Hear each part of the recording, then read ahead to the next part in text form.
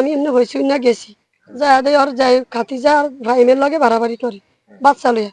তো আবার ওর শ্বশুরে বাড়িছে এগুলো বাড়াবাড়ি করে রাগারাগির মধ্যে ওর শ্বশুরে থাবর দুইটা দিছে আর ওর জাডে সে গলান খাড়াই রয়েছি পরে থাবর দুইটা দিছে আর আমি ওর ফাইমের মাঝখানে ফান্দায়া ফাইমের বাড়ি করে আমি এদিকে লই এসেছি। তো ফাইমের বউ রাতে 12টার দিকে ফোন দিয়ে নিছে ফোলা অসুস্থ, ফোলা কেরম কেরম করে, ফোলা কেরম কেরম করে ফাইমের বউ খবর দিয়া নিয়া রাত নিয়ে মাইরা ফেলাইছে। মাইরা নিয়া পিস মোড়ে বান দিয়া তুইছে, বাইরের থেকে ঘরের তালা মারিয়া তুইছে। হেয়ার পর ফাইমের মা টোকাইতে গেছে, যাওয়ার পরে এক নেতা কইতে আছে যাই ঘরে খাতা কাট দিয়া ঘুম যাও। হেয়ার পরে হেয়ার জেডাসো বলতে আছে টাকা যদি 20 লাখ যা 20 লাখও দিমু। আমার ছেলে শ্বশুর বাড়িতে গেছে ঈদের দিন, আমার ছেলেরে শ্বশুর শাশুড়িরা আলামুদিরা মাইর করছে। মাইর করার পরে আমার ছেলেরে নিয়ে আরেক জায়গায় নিয়ে লটকাই দিয়েছে ঘরের ভিতরে। তখন আমরা সকালবেলা খবর পাইয়া ছেলের মা গেছে, মায়া যায় চিকুর বাকুর দিছে। তখন লোকজন যায় দেখলো যে ঝুলানো। তখন থানা থেকে দারোগা আইছে, আয়া আমার ছেলের ওই ঘর থেকে উদ্ধার করছে। আমার ছেলের যে গায়ে যে স্পট আছে দেখছে, নাকশা থেকে রক্ত বাড়িছে।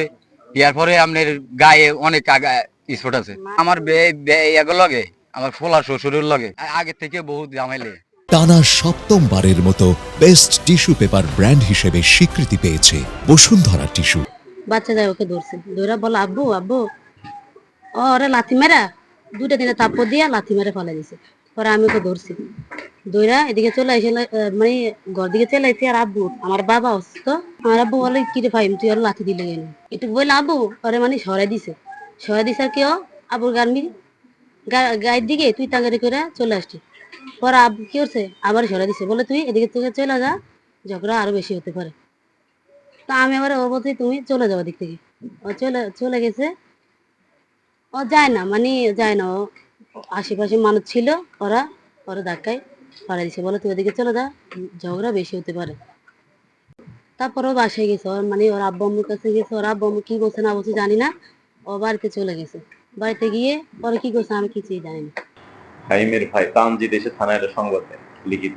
সেই সংবাদের ভিত্তিতে আমরা একটা অপমৃত্যু মামলা রুজু করি। অপমৃত্যু মামলা রুজু করে ঘটনাস্থল পরিদর্শন করে ওইখানে মৃতের দেহ উদ্ধার করা হয়। 250 শয্যা বিশিষ্ট জেনারেল হাসপাতালে প্রেরণ করা হয়েছে। এই রিপোর্ট প্রাপ্তি সাপেক্ষে বোঝা যাবে আসলে ঘটনা কি। যদি অন্য কিছু হয় সেক্ষেত্রে আমরা নিয়মিত মামলা নিব। পরিকল্পিত হত্যাকাণ্ড যদি পুলিশের কাছে প্রতীয়মান হতো, পুলিশ নিয়মিত মার্ডার মামলা নিত। তো আমাদের যে পারিপার্শ্বিক সাক্ষ্যতে প্রতীয়মান হয়েছে আপনার আত্মহত্যা বলে প্রতীয়মান হয়েছে, তথাপিও এখানে কোনো সন্দেহ আছে কিনা বা অন্য কোনো যদি সন্দেহের কারণ থাকে, এই জন্য আমরা ময়নাতদন্ত করে মর্গে প্রেরণ করছি।